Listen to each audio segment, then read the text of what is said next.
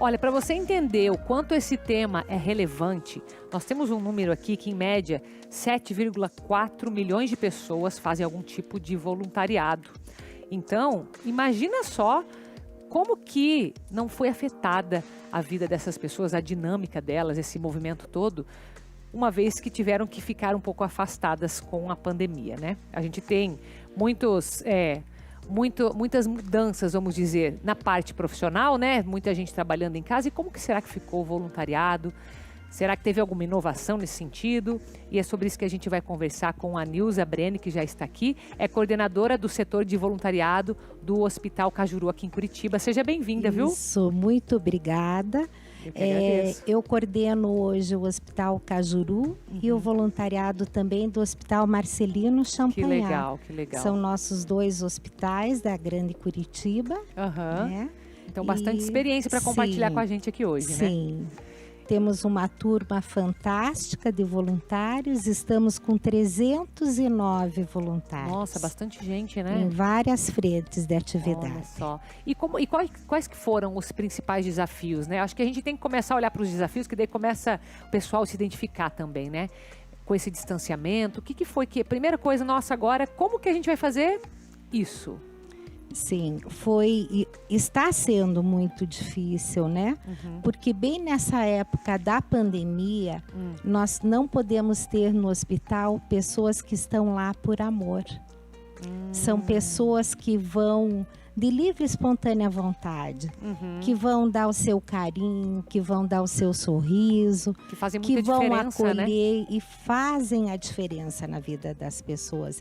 Então, hoje o nosso desafio realmente está em não ter essas pessoas lá, né? Devido à pandemia, desde 17 de março do ano passado, os voluntários estão curtindo uma folga. Nós todos eles, 100%? Assim, 100% dos então voluntários. É realmente um impacto grande, isso, né, no voluntariado. Presencialmente, né? Eles não podem estar dentro do hospital atuando. Sim. Mas tivemos que inventar algumas coisas para que a equipe pudesse ajudar.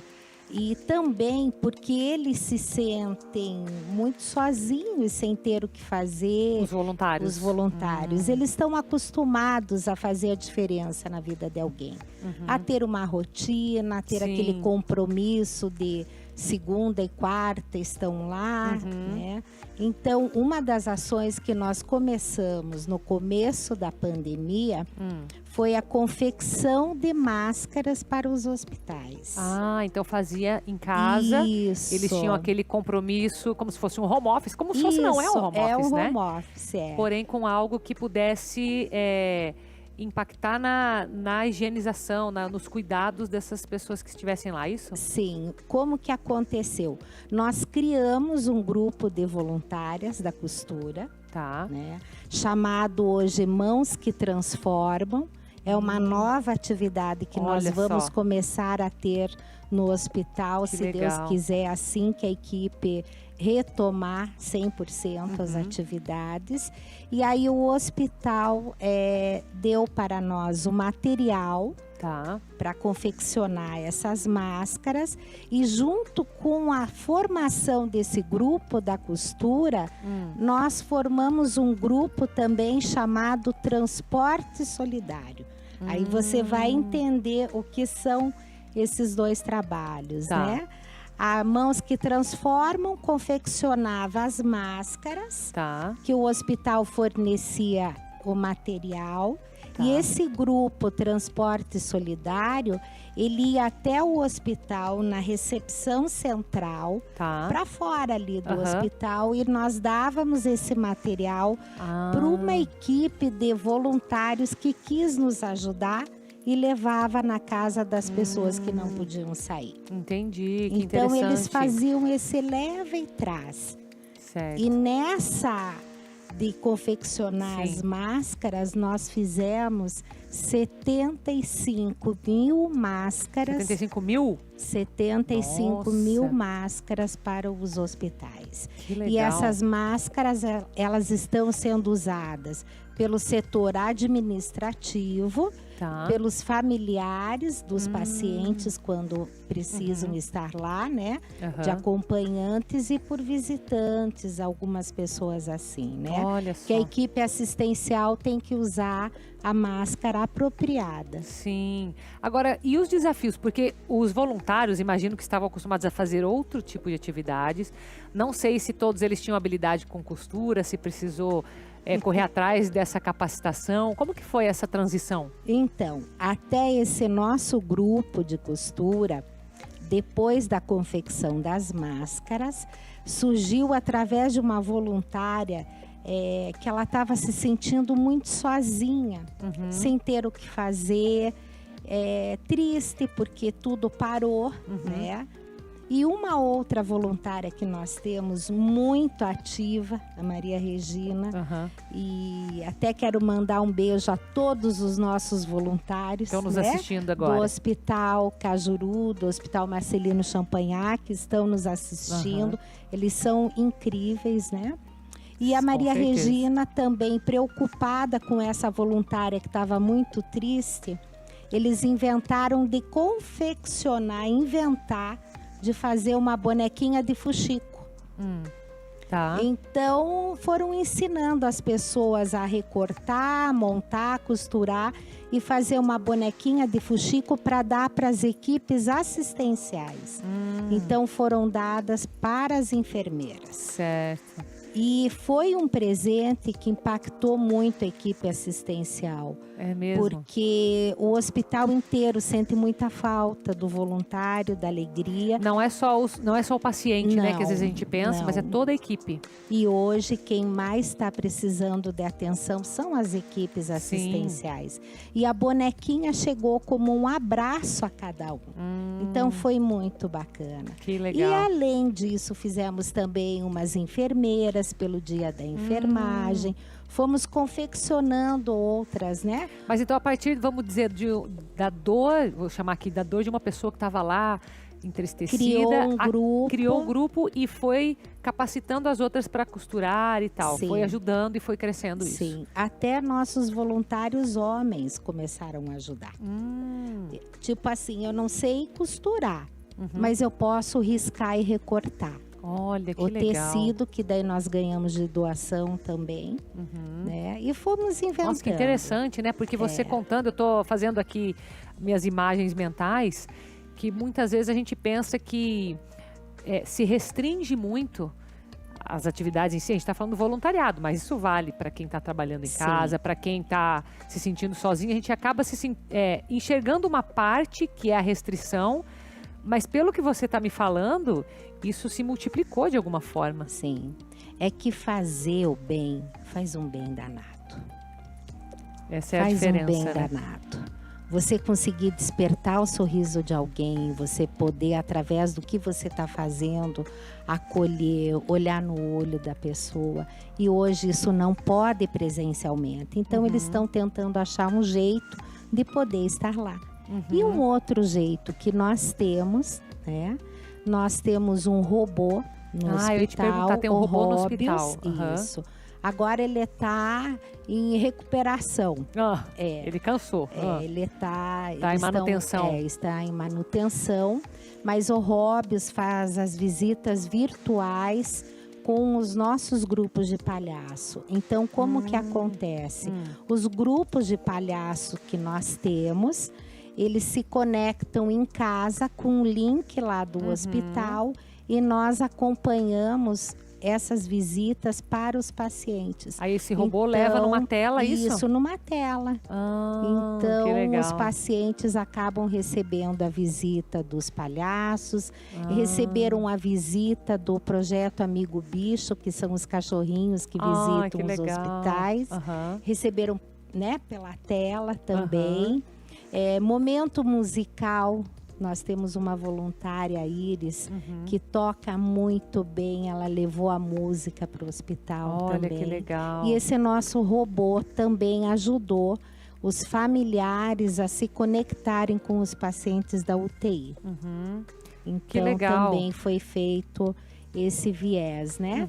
Esse cuidado do familiar poder ver o seu paciente, o seu familiar ali na UTI. Agora me conta um pouco a parte da implementação, porque tem muita gente que está nos assistindo. Bom, a gente falou um número aqui, né, de 7,4 milhões de pessoas que tiram um tempo para fazer algum tipo de voluntariado. Alguns por conta, outros em grupos, outros com uma coordenadora, um coordenador. Então, cada um na sua realidade. Mas como que foi o processo de mudança desse voluntariado, que antes se tinha as equipes em tal formato, né? E foi difícil, foi burocrático. Que dicas que você dá para quem está nos assistindo e que, de repente, ainda não deram algum passo nessa mudança e que vão se inspirar nisso aqui hoje? Dicas para que eles consigam fazer esse tipo de transição. De que forma levar o projeto, o que pensar, o que levar em consideração? No momento, o voluntariado da saúde não pode estar atuando, né? Todo voluntariado presencialmente. Presencialmente, né? Mas ele pode ajudar com várias outras vertentes. Ele pode ler um livro e mandar por um link para os hospitais que aceitam. Ele pode escrever cartas e mandar, pode ajudar confeccionando artesanatos, né? Então, procurar alguma instituição que ele consiga, dentro da sua habilidade, ajudar. Porque presencialmente realmente não tem como. Não, tem que inovar, né? Porque daí tem a questão da saúde envolvida. Isso. E como nós temos o Róbios, e o Róbios está em manutenção, nós conseguimos agora o Camilo. O Camilo veio por um projeto da Lei Rouanet. Também é um robô ou não? É um manequim. É um manequim? Que o grupo nosso de palhaços Nariz Solidário colocou lá no Hospital Cajuru, aonde a gente faz a visita também dos palhaços com esse manequim. Então, no começo, a gente até se assustava quando chegava na sala, que via aquele robô, que daí a cabeça do robô fizeram um palhaço ali. Tablet, né? Ah, é um tablet. É um tablet. E o robô tá vestido com um jalequinho, aí ele vai com o jaleco do voluntário, do grupo específico que vai fazer a atividade, ou vai caracterizado de palhacinho. Então, hoje nós temos o Camilo, que faz também essas visitas, né? Mas inovar dentro da época da pandemia é um desafio, né? É difícil mesmo, né? É um grande desafio. Todos os dias a gente recebe ligação, mensagem dizendo: dá para voltar? Eu já tomei a segunda dose, posso voltar? Porque realmente está sendo muito, muito, muito, para eles, muito difícil para os voluntários estarem afastados. E acredito que no Brasil inteiro, no mundo inteiro, né? Sim. E a gente tem que ter cuidado também, porque eu sempre trabalho com a equipe que até para o amor existe limite.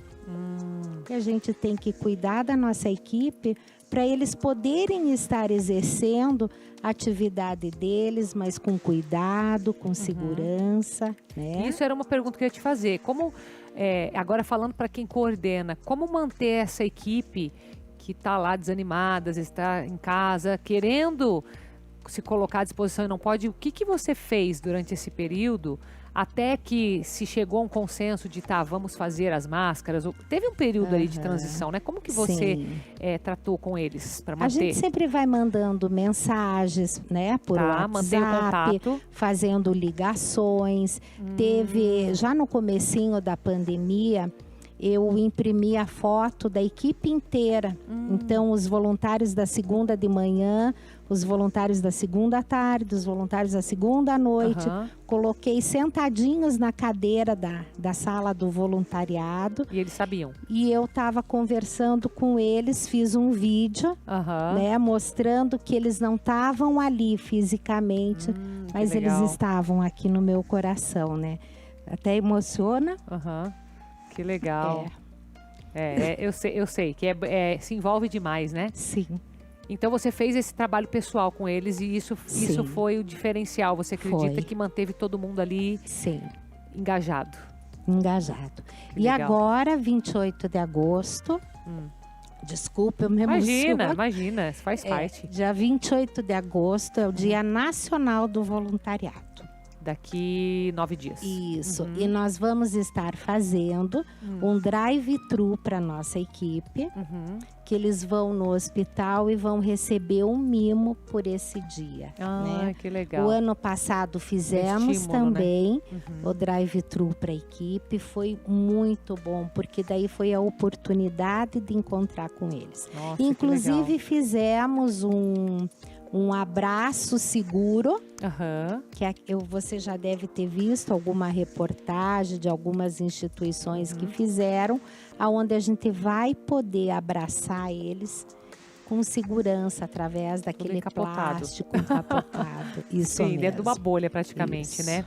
Muito obrigada, viu, Nilza, por estar aqui com a gente. Aparece os sites aí para o seu contato dos hospitais. Obrigada, viu, por compartilhar a tua experiência aqui hoje, Eu que agradeço, e eu digo para você que está nos ouvindo, sempre vai ter alguém esperando por você em algum lugar, seja num hospital, numa escola, num asilo, você pode ajudar. Que legal. Obrigada. Muito obrigada, viu? E agora na nossa